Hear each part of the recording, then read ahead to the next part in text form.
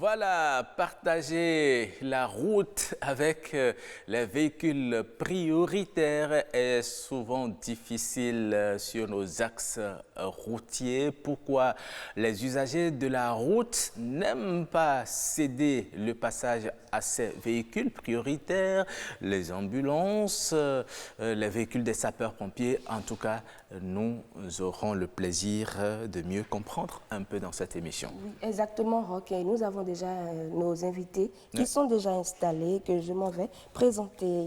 Nous avons le capitaine Joseph Adenka Bolou. Il est sapeur-pompier. Bonjour, monsieur. Bonjour.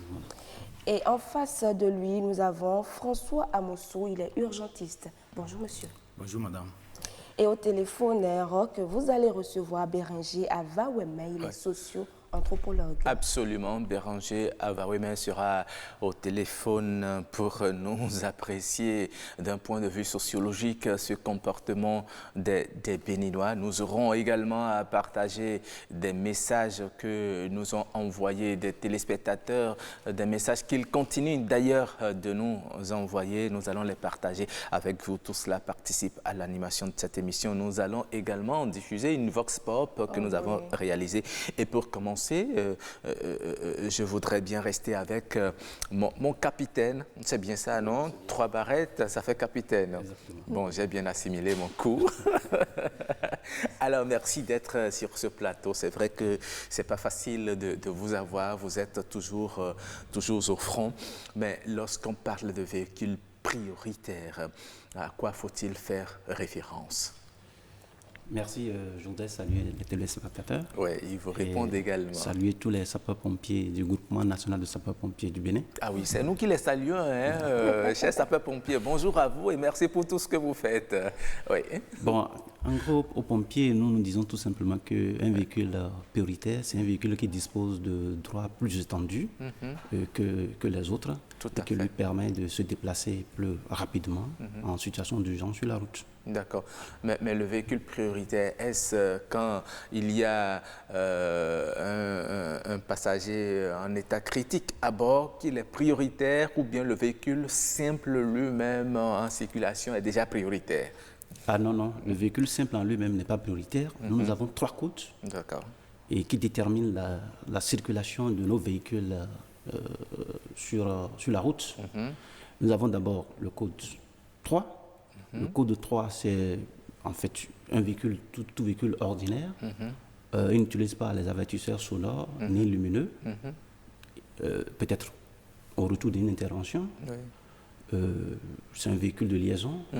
C'est un véhicule de commandement. C'est un véhicule d'intervention tout simplement. Oui. Mais qui n'a pas une situation d'urgence. Ça, c'est le code 1. OK. Le code 3. Nous avons le code 2. Mais à ce moment-là, ce véhicule est muni d'un gyrophare? Il n'utilise rien du tout. Il est comme tout véhicule ordinaire. D'accord. Et là, il circule comme tout autre véhicule. Très bien. Ouais. Le code 2, Oui. c'est nous avons les avertisseurs lumineux, mais nous n'avons pas d'avertisseurs sonores. D'accord. Alors, ça, c'est l'urgence relative. C'est-à-dire que quelqu'un nous a appelé pour la destruction de dessins d'abeilles, par exemple. Son chien ou son chat qui est resté quelque part et qui ne fait pas truc là, une fumée suspecte, etc. Donc là, c'est une urgence relative. D'accord. Là, en ce moment, c'est que nous avons les avertisseurs lumineux. OK. Mais à ce niveau, lorsque vous avez les avertisseurs lumineux, en fait, ça circule comme tout autre véhicule, mais la courtoisie de la circulation voudrait que quand tu vois ça, tu puisses juste lui céder la place, il va un peu te titiller pour que tu puisses lui laisser la place. Mais en fait, on n'est pas systématiquement obligé. Seulement, on sait qu'il va pour certainement quelque chose. Tout à fait. Voilà. Et Le code 1, oui. c'est vraiment le véhicule prioritaire. Le véhicule prioritaire, c'est qu'il a aussi bien les avertisseurs sonores que les avertisseurs lumineux. C'est-à-dire les cornes à 2 tons. Et là, vous entendez. Et vous voyez, là, en ce moment, il peut enfreindre un peu à un certain nombre de règles de la circulation. Tout à fait. Il Voilà, peut mais même rouler dans le sens interdit. dans le sens interdit parfois, mais bon, tout en respectant aussi, tout en ne créant pas trop de danger aux autres. D'accord. Voilà en gros ce que je peux dire par rapport aux véhicules prioritaires. Alors, mon capitaine, moi, je voudrais bien savoir, on parle de véhicules prioritaires. Quels sont ces types de véhicules-là? Les corps de métier qui travaillent? Bon, je sais que au Bénin, on a eu à régler un tout petit peu par, je crois, l'arrêté numéro 076, MISP, MDN, MITS, DC, SGM, ANAT, SA, en date du 20 avril 2016. Ouais, 2016. 2016, C'est voilà. pas si longtemps. C'est pas si longtemps. Parce qu'il y avait une pagaille avant. Voilà, il y avait une pagaille là. Voilà. Et là, qui permet de donner priorité à un certain nombre de véhicules tels que les ambulances, l'escorte présidentielle ou officielle, les véhicules de secours de sapeurs-pompiers, donc ceux du GNSP, et les véhicules spéciaux de sécurité de l'État. D'accord. Voilà, c'est seulement ces véhicules-là qui peuvent enfreindre le code. D'accord, très bien. Au nom de ces véhicules, il y a aussi les ambulances. Et quand on parle d'ambulance, on parle d'urgentiste. Monsieur l'urgentiste, comment d'abord appréciez-vous le comportement des Béninois qui n'aiment pas céder le passage à des ambulances? Merci, monsieur le journaliste. Je voudrais d'abord apporter quelques rectificatifs. D'accord. Moi, c'est Dr Amossou Labessi François. Je suis chirurgien, traumatologue, orthopédiste. Je suis maître assistant à la faculté de médecine. Vous comprenez que j'accepte avec beaucoup de plaisir votre invitation. Absolument, parce et ça que, nous fait plaisir également. avec beaucoup de plaisir votre invitation parce que vous parlez là d'une question qui occupe mes journées, toutes mes journées d'ailleurs. C'est des questions graves et essentielles. Merci. Pour répondre à votre question, c'est un véritable problème dans notre pays. Le fait de ne pas vouloir respecter les véhicules prioritaires. Je pense qu'on va en parler largement au cours de cette émission. Tout à fait. C'est vraiment un gros problème. Et moi, tout de suite, je voudrais féliciter les sapeurs-pompiers qui font un travail énorme pour nous aider dans la prise en charge de ces patients. D'accord. Mais pourquoi, justement, les gens n'aiment pas céder le passage? Oui. Bien qu'on entende dans le haut-parleur céder le passage. Pourtant, il y en a qui sont là tout peinards et qui ne veulent pas bouger. Là, c'est le Béninois simple qui va vous parler. Il faut vous dire qu'on a quelques soucis avec l'ordre et la discipline dans notre pays. On a vraiment quelques soucis. Je vous donne un exemple. Les gens viennent en consultation. On a dit, vous venez à partir de 7 heures. Un patient peut s'amener à 9 heures et veut passer en consultation avant celui qui est venu à 7 heures. Ça, c'est typiquement béninois. Et quand vous dites non, il y a des gens qui sont là à 7 heures, il passe par un ami à vous qui vous appelle pour dire « Ah, j'ai telle personne qui est à la porte, est-ce que tu peux le voir ?» Non, mais il y a quelqu'un qui est venu à 7 heures. Donc, c'est exactement la même chose qu'on retrouve dans la circulation. Le Béninois ne sait pas que celui qui est dans le sens giratoire, c'est un exemple que je donne. Oui. Le Béninois ne sait pas que celui qui est dans le sens giratoire, c'est lui qui est prioritaire. Et vous descendez du pont de Porte-Nouveau, si vous ne faites pas attention, et dès que vous êtes dans le sens giratoire, vous allez vous faire percuter tous les jours. Je me demande même parfois, les expatriés qui sont avec nous, et quand vous allez en France, tout le monde sait que c'est dans le sens giratoire, celui qui est dedans, c'est celui qui est prioritaire. Mais s'il applique ce qu'il a chez lui, ici, tous les jours, il aura un choc. Donc, le Béninois est pressé. Et c'est la seule raison qui explique. Et tous les jours, on joue avec les principes de la loi. Et votre ami, tout à l'heure, Maurice parlait du feu jaune. Le Béninois ne comprend pas que le feu jaune l'invite à ralentir, à s'arrêter. Pour lui, le feu jaune lui dit « passe vite ». Tout ça, l'un mis dans l'autre, c'est ce qu'on déplore. Et on peut rire de cette situation, dire que les gens sont indisciplinés, mais à la fin, c'est une grosse catastrophe. Une grosse catastrophe. Pour la population, pour notre économie, parce que ça crée des indisponibilités, des manques à gagner pour ceux qui exploitent les agents, même pour la petite famille aussi.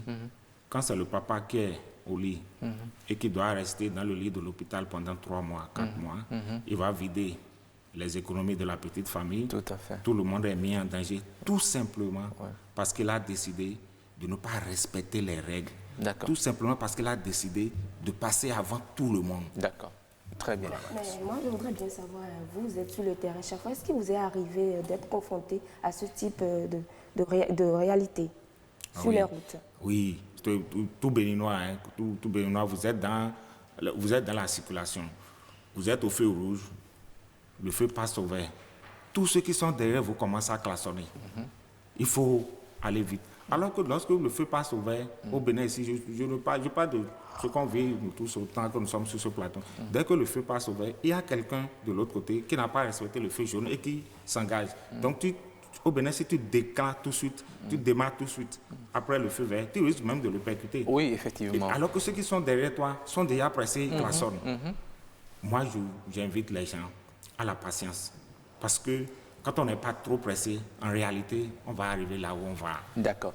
Alors, mon capitaine, est-ce que vous pensez que c'est par mépris du code de la route que les usagers n'aiment pas céder le passage aux véhicules prioritaires, ou bien c'est une volonté manifeste de ne pas céder parce qu'ils ont peut-être des appréhensions sur ces véhicules prioritaires, puisque vous avez dit tout à l'heure qu'en 2016, il y a un arrêté ministériel qui a été pris pour réglementer les véhicules prioritaires. Est-ce que l'un mis dans l'autre, c'est des causes qui font qu'aujourd'hui les Béninois ne font plus tellement attention à ces véhicules prioritaires? Je pense que le comportement du Béninois sur la route, dans un sens plus large, va au-delà. Ça va au rejet en réalité de l'autorité républicaine. Ça va au-delà de la norme, du respect des normes en réalité. Donc ça, je crois que c'est ancré dans, on dirait, quand tu vas dans le feu, tu te rends compte que c'est dans l'ADN, n'est-ce pas, du Béninois, si on pourrait le dire ainsi. Et donc c'est dans tous les domaines, comme le docteur l'a dit tout à l'heure, c'est dans tous les domaines que le Béninois a l'intention, mais porte intention à regimber un peu et l'ordre établi.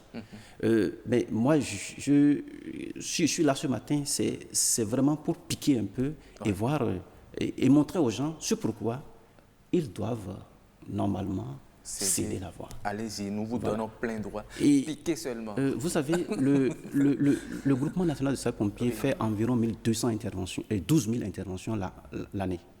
12 000 interventions. Oui. Donc, si on veut calculer environ toutes les 40 minutes, notre véhicule sort. Donc, en fait, la conduite sur la route est prioritaire pour nous. C'est vraiment un enjeu majeur. Et lorsque nous prenons un simple exemple, j'ai quelqu'un qui est un accidenté. Vous savez, le cœur, la quantité de sang qu'il envoie dans le corps, c'est de 0,09 litres. Lorsque j'ai 80 pulsations par minute, lorsque je fais le point, j'ai 7,2 litres environ qui tournent. Lorsque le gars a un trauma crânien et que, vous savez, le trauma crânien, le sang coule. En fait, en gros, c'est 15% de cette quantité de sang qui vient dans le cerveau. Ça, c'est en train de couler. Donc, environ, quand on fait le calcul, nous sommes à 1,1 litre la minute. Donc, si vous imaginez, si je dois faire 43 minutes pour me rendre sur les lieux, c'est sûr que je vais certainement prendre un décédé. Voilà. Et là, tous les jours que Dieu fait, on vit ça. Donc, c'est pour dire, n'est-ce pas, à la population qu'en réalité, lorsque vous ne cédez pas, nous avons au plus, normalement, 10 minutes pour être sur les lieux de l'intervention. Alors que nous avons déjà passé un temps dans la caserne. Quand on a sonné, il faut 3 minutes pour pouvoir aller, ou plus 3 minutes. Donc si je dis le maximum, la durée pénalisante est de 3 minutes, et que je dois, donc il me reste 7 minutes pour être sur les lieux. Alors si je dois passer 3 ou 4 feux, vous imaginez que quand tu vas sur l'intervention, ça ira très certainement à la sucette.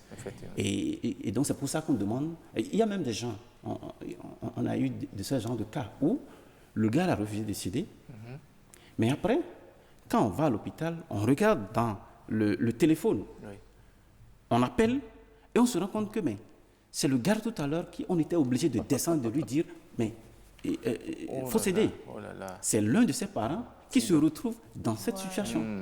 Et là, il faut se dire chaque fois que nous sortons, ce n'est pas pour...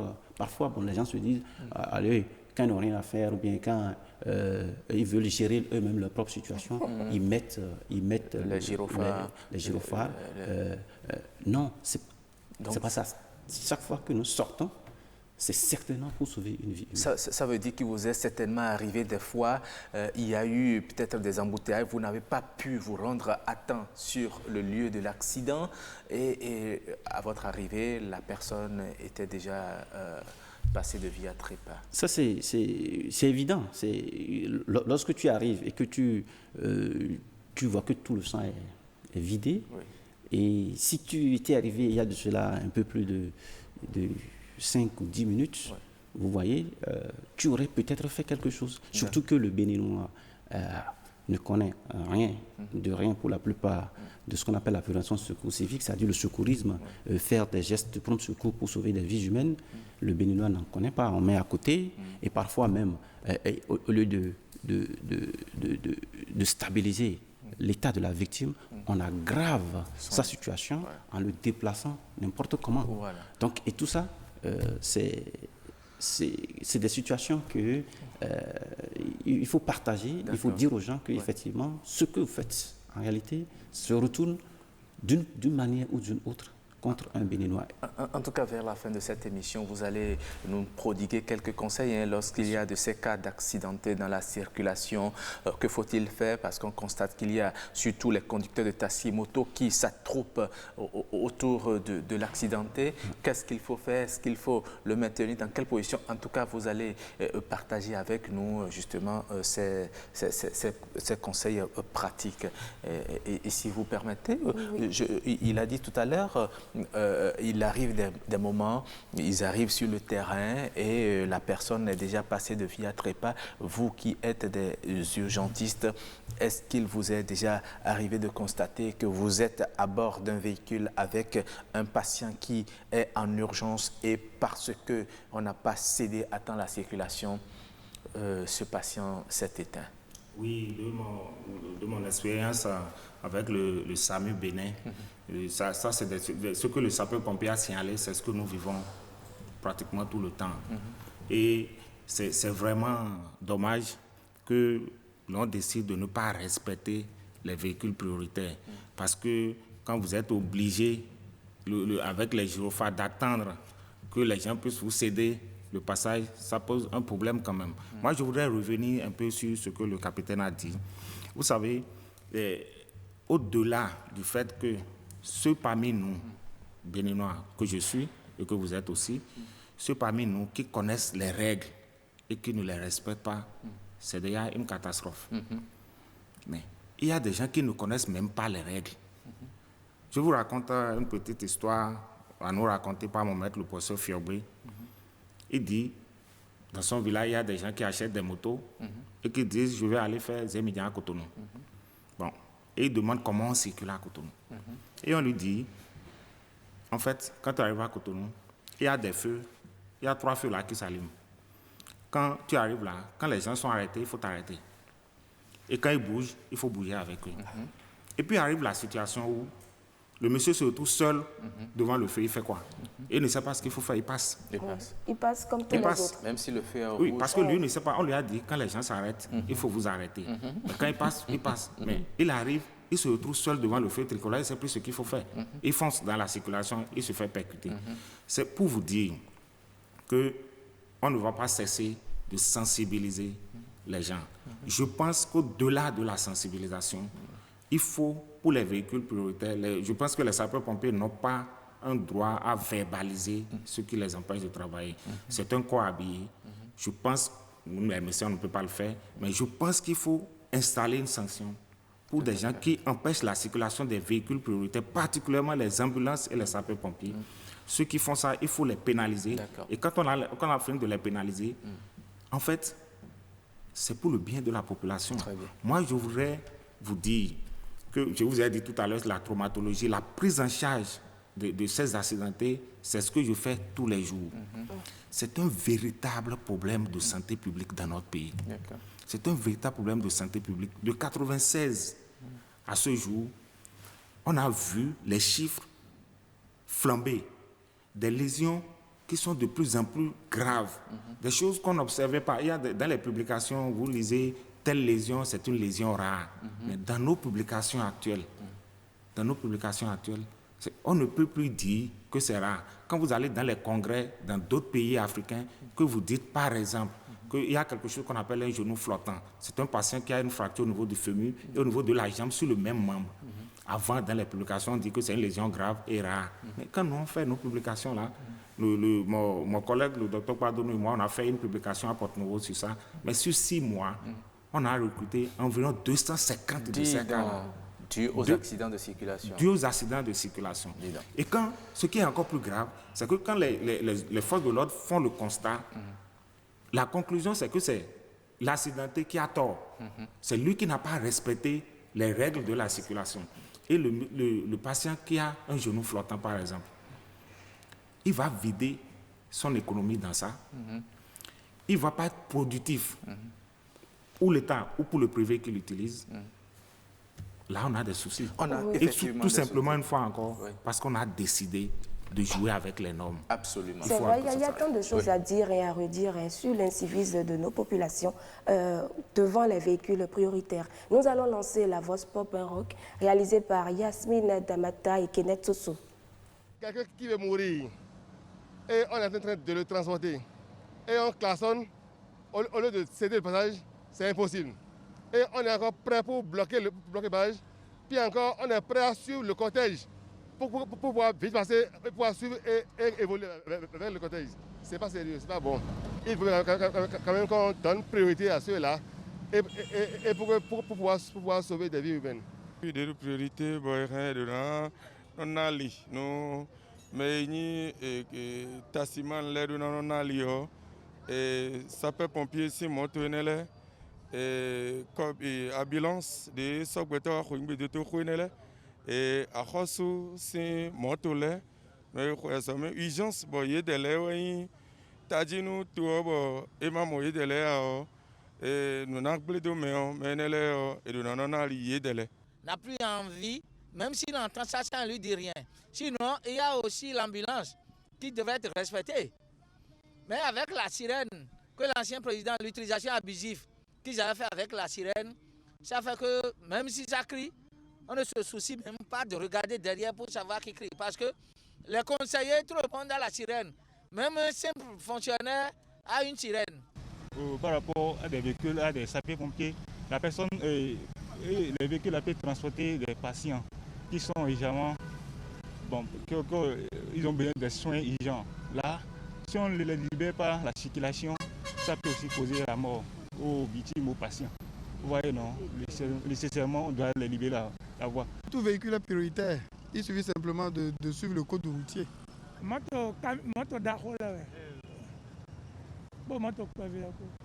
ambulance, les motos, moto sagam si moto les moto sapeur-pompier les ton. En temps normal, ils doivent les respecter. Si on prend l'ambulance par exemple, si quelqu'un est gravement malade, on veut l'amener à l'hôpital et ils ne respectent pas les véhicules prioritaires, la personne risque de mourir. Nous avons dit que nous avons mais il on sapeur-pompier qui était ami ministre l'incivisme, on est souvent pressé, on veut aller d'un point A à un point B, on ne veut respecter le code de la route, ce qui n'est pas normal. Tant que bon citoyen, on doit respecter le code de la route, surtout les véhicules prioritaires. Bon, s'ils viennent et tu ne cèdes pas la place, il peut t'écraser, hein? Il peut t'écraser sur la voie. Donc on doit leur céder la place. Celui qui est malade et qu'on veut le transporter à l'hôpital, c'est une priorité. La vie ne s'achète pas. Mais il y a des patients qui sont support, mais bien durant une scène, ils n'ont pas une scène. Voilà, beaucoup de choses, hein. On a entendu beaucoup de choses. Mon capitaine, quelle est votre réaction par rapport à ce que vous avez entendu? Les citoyens ont essayé d'expliquer un peu les raisons pour lesquelles ils ne respectent pas ces véhicules prioritaires. On a même parlé des véhicules de transport de fonds. Est-ce qu'ils constituent aussi des véhicules prioritaires finalement?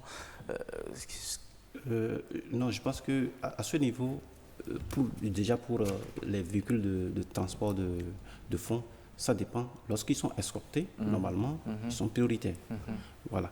Et ce que j'ai remarqué le plus dans ce spot, c'est beaucoup plus nos amis maillot jaune. Voilà, qui véritablement, pour certains, ne maîtrisent pas les véhicules prioritaires. Mais au moins, je sais qu'ils savent tous que quand c'est une ambulance, ils savent qu'ils doivent véritablement céder le passage. D'accord. Et au-delà du fait que on peut arriver en retard sur l'intervention, mais ce n'est pas fini. En fait, c'est toute une chaîne. Alors, lorsque vous ne cédez pas et qu'on cherche coûte que coûte, parce que le pompier a le goût du risque. Ouais. Et par là, je voudrais faire une petite parenthèse et dire que je pense que c'est un milieu où les sociologues pourraient venir au-delà de ce qu'on lit en France ou en tout cas en Europe par rapport aux pompiers, et qu'ils puissent venir voir le cas typique du Béninois, du conducteur qui est sur le volant et qui doit éviter tout. Et foncer comme ça, prendre le risque de foncer sur les citoyens, tout en sachant tout le risque qu'il y a dedans et tout le stress que cela engendre, et qu'est-ce que ça peut être aussi bien pour le service et pour leur propre famille. Et donc, à ce niveau, et dans le même sens, il arrive qu'il y ait accident de nos propres véhicules. Cela suppose que l'intervention n'aura pas lieu. Voilà. Et si l'intervention n'a pas lieu, si c'est qu'on doit envoyer un autre véhicule pour aller gérer la situation, on aurait perdu du temps. Et nous avons appris tout récemment qu'il y a une ambulance qui a fait un accident mortel comme ça. Oui. Par exemple, le 4 juin dernier, il y a eu un accident de notre VSAV. Le VSAV, c'est notre ambulance, véhicule de secours et d'assistance aux victimes, et qui a fait un accident et complètement cabossé. C'est indisponible jusqu'alors. Et donc, ça, il n'y a qu'un seul véhicule pour toute cette commune et les communes environnantes. Alors, donc, depuis ce temps, quand ce véhicule-là est HS, cela suppose que sans le véhicule, le pompier ne peut rien faire. D'accord. Donc, ça, c'est resté comme ça. Mais est-ce que ce n'est pas aussi dû à l'excès de vitesse parfois de ces conducteurs de véhicules? Oui, c'est vrai qu'on ne peut pas amputer, n'est-ce pas, toutes les situations du monde aux usagers seuls.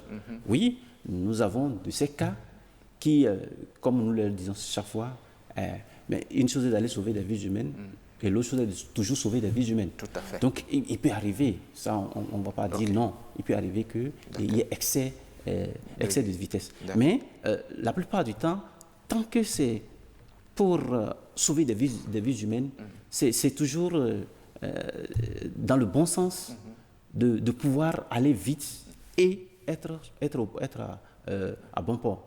Et donc ça, si c'est...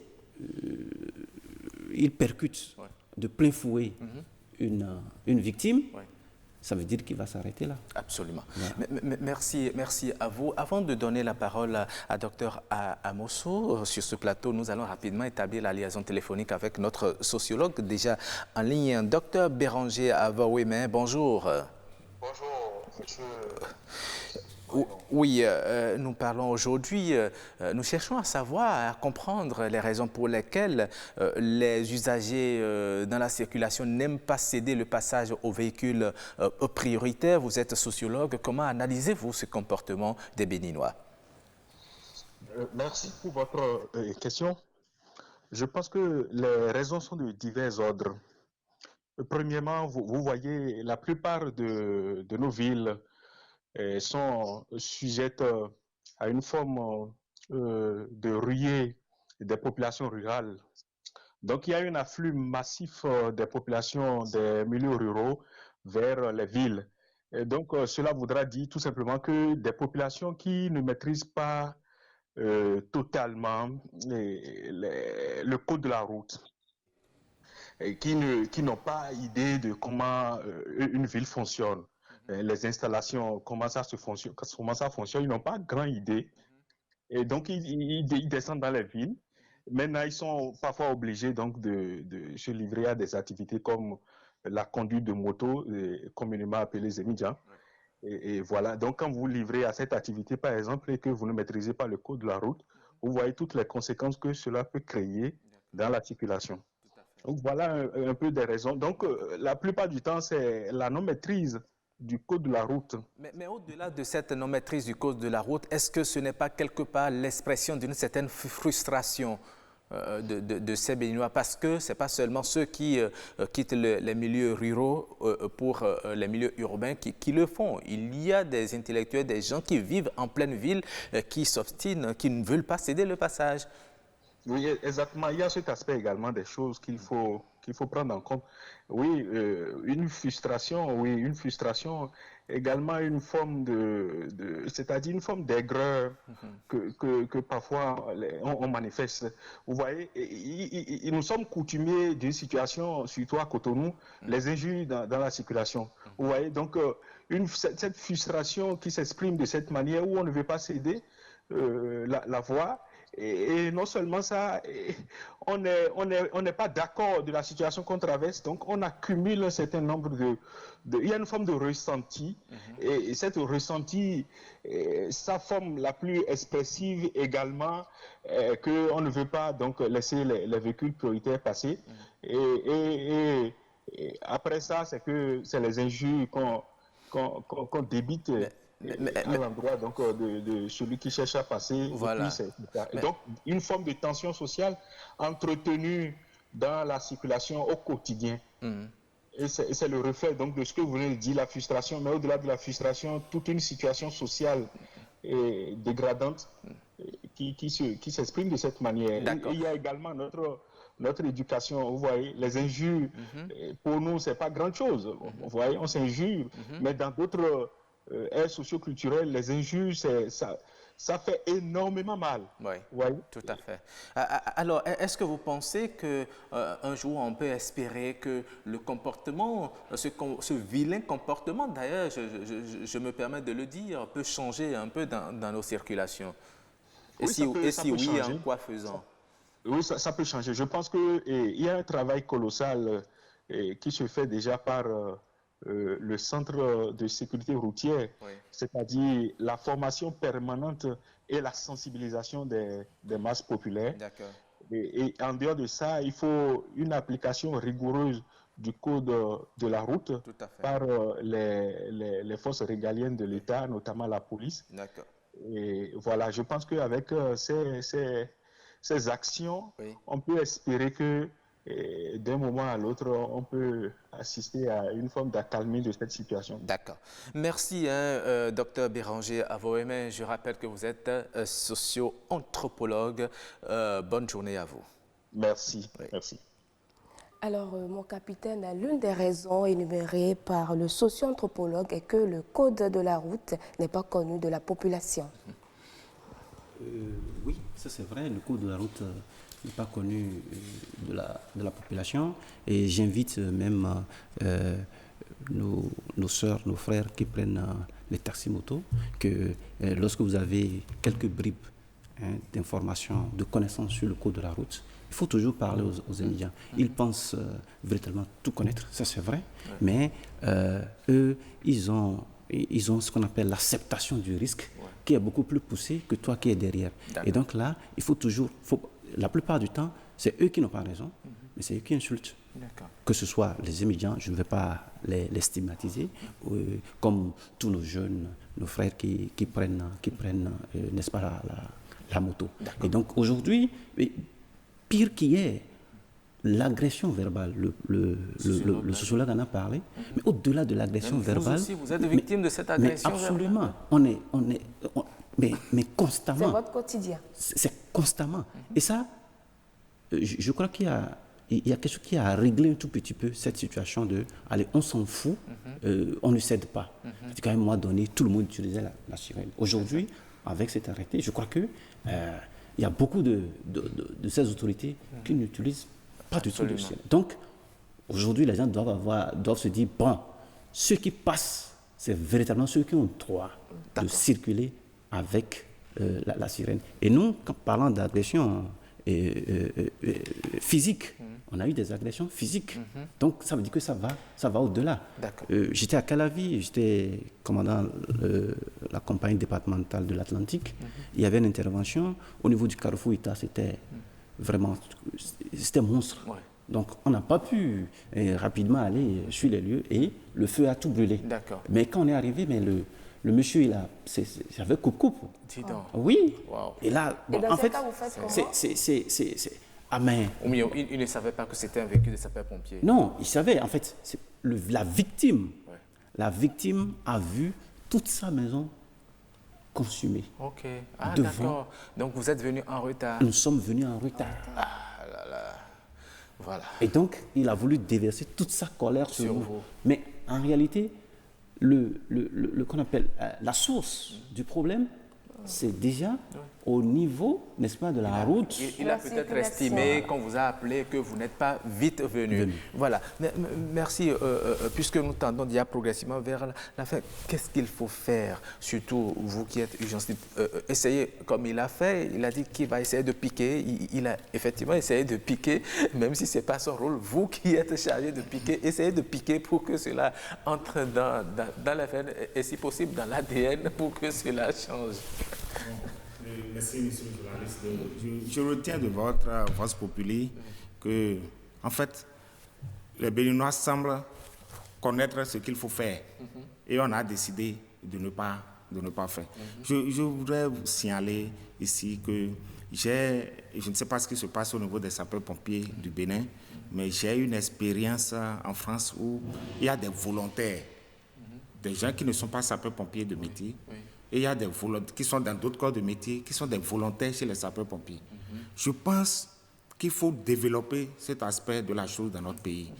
Comme ça, des gens qui ne sont pas sapeurs-pompiers vont vivre de l'intérieur les difficultés que les sapeurs-pompiers ont. Et moi, j'aurais même proposé que lorsque quelqu'un empêche les sapeurs-pompiers de faire leur travail correctement, ils ne leur cèdent pas la route.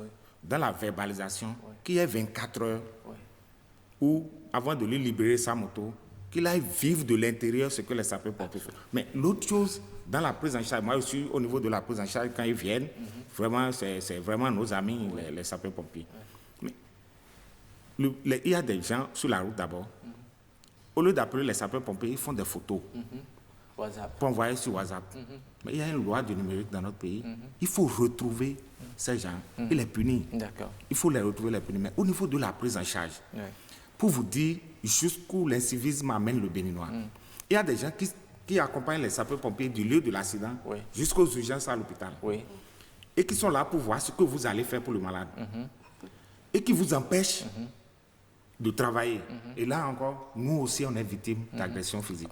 Parce que le patient est là, vous voulez le prendre en charge. Les gens vous empêchent de travailler. Tout simplement parce qu'ils sont venus voir un spectacle. C'est quand même ahurissant.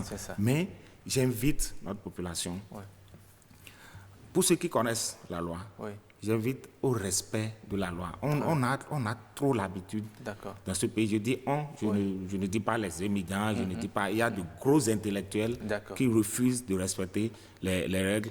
Mais dans notre pays, nous avons des ressources limitées et la prise en charge actuelle de la traumatologie routière occupe aux urgences à l'hôpital de Porto-Novo, sur 100 malades qu'on reçoit, il y a 70 qui sont victimes d'accidents.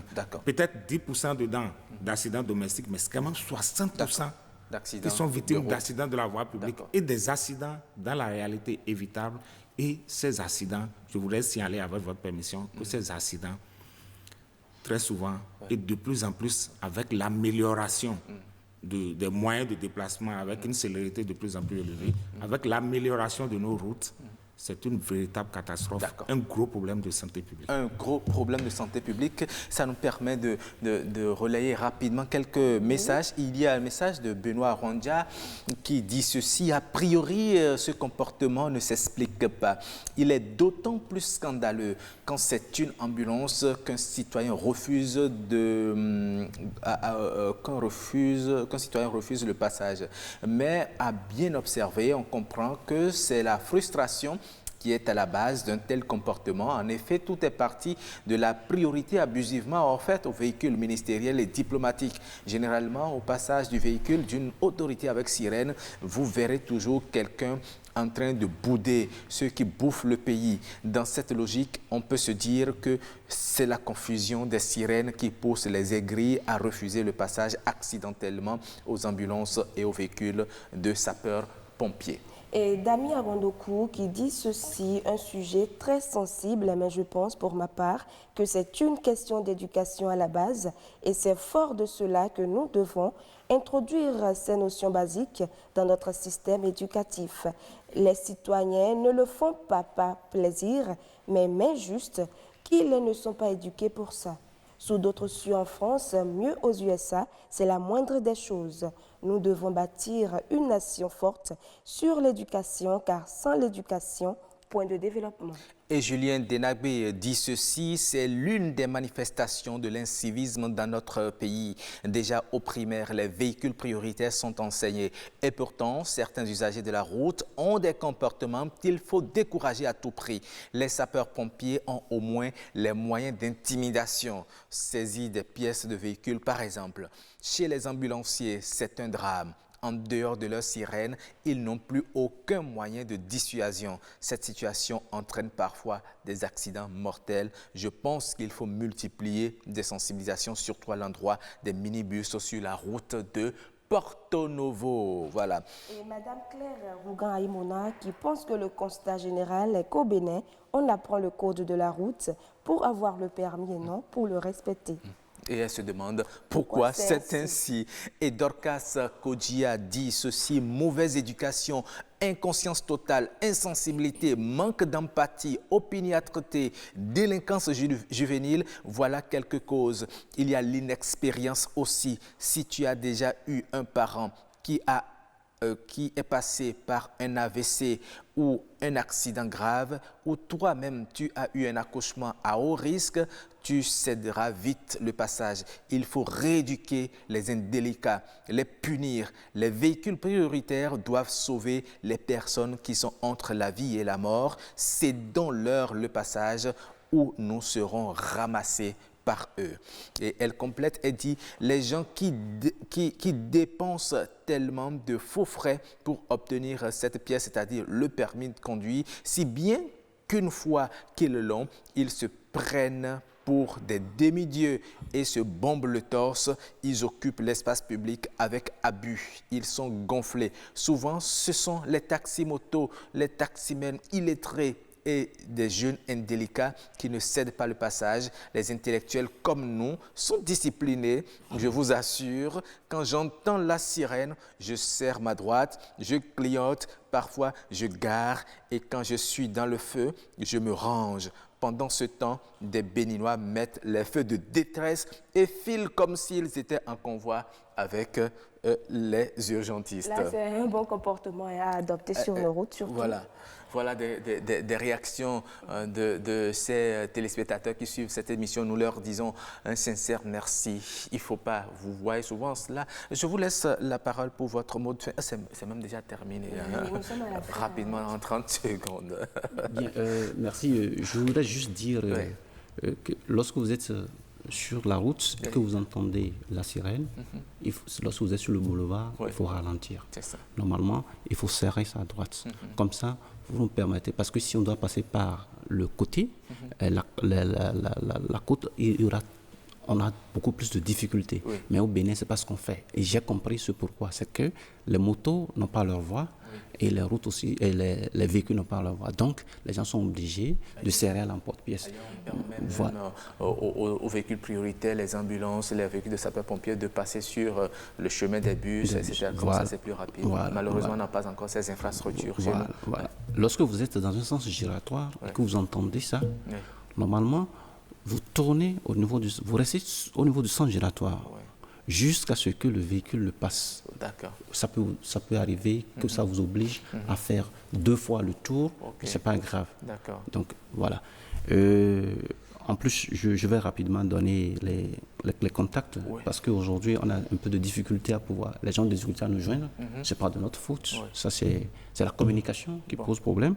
Nous vous le permettons très rapidement. Nous avons un portable actuellement, le 69 58 07 07. 69 58 07 07.